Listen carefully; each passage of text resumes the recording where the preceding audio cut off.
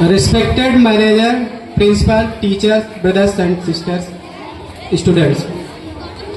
As we know, today is Independence Day. Our country got freedom on this day. Many revolutionaries fought for the freedom of our country. Bhagat Singh, Sukhdev and Rajguru etc. went to gallows. Netaji Subhash Chandra Bose made an army named Azad Hind Army. He gave a slogan, "Give me blood and I will give you freedom." Today we remember the great martyr people and salute them. जय हिंद, जय भारत।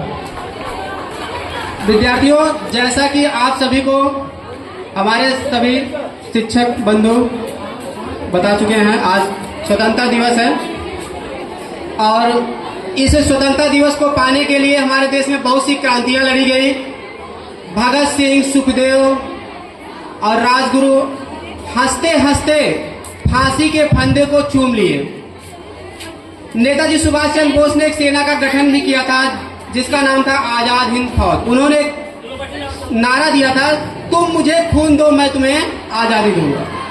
आज के दिन हम शहीद हुए उन महान देशभक्तों को याद करते हैं, नमन करते हैं। वो देशभक्त फ्रीडम फाइटर्स हमारे देश के लिए इतना कुछ किए, अपने प्राणों का बलिदान कर दिए। तो आज हम 78वां स्वतंत्रता दिवस मना रहे हैं। स्वतंत्रता का मतलब ये नहीं कि आप चाहे जो भी करें, स्वतंत्र आप हैं, स्वतंत्र देश के स्वतंत्र नागरिक, लेकिन स्वतंत्रता आपकी वहीं तक आप स्वतंत्र हैं जहां से आपकी स्वतंत्रता में किसी को बाधा ना पहुंचे। आप दूसरे को इतना कुछ उसके साथ गलत नहीं कर सकते। ये नहीं कि किसी का गला काट ले, चोरी कर ले, अपशब्द बोल दे, बुरा भला कर दे। स्वतंत्रता का मतलब एक संवैधानिक रूप से आप एक दायरे में स्वतंत्र हैं जहां से आपकी स्वतंत्रता से किसी को बाधा ना पहुंचे। अब बात ये आती है कि देश के लिए हमारे इतने सारे शहीद हो गए देशभक्त, तो हमारा आपका क्या दायित्व बनता है? तो जैसा कि सर ने बताया, इसके पहले भी आपका कर्तव्य क्या है? मेन अपना पढ़ाई करना।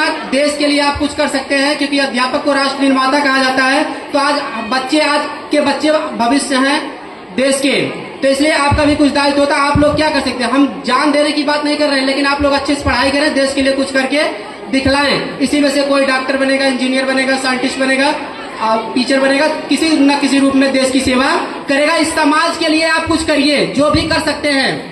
तो मैं अपनी बातों को कुछ लाइनों के साथ समाप्त करना चाहूंगा, जिसको आप ध्यान से सुनेंगे और अपने जीवन में फॉलो करेंगे तो आप जरूर आगे बढ़ेंगे। तो आपके लिए लाइनें हैं और आशीर्वचन भी होंगे। तो चलिए कुछ लाइनों के साथ अपनी बाणी को विराम देते हैं। शिक्षा के लिए आपको कहना चाहते हैं, शिक्षा को आपको हासिल करना चाहिए। शिक्षा ही है सार जगत का, इसको हासिल करना तुम। मेहनत से तुम पढ़ना लिखना, सबसे ऊपर उठना तुम। अगर नहीं की तूने मेहनत, नीचे ही रह जाओगे। कोई तुम्हें सम्मान न देगा, अकर्मण्य कहलाओगे। अतः अभी से लक्ष्य बनाओ, पढ़ने में जुट जाओ तुम। इस दुनिया को, इस समाज को कुछ करके दिखलाओ तुम, कुछ करके दिखलाओ तुम। जय हिंद, जय भारत।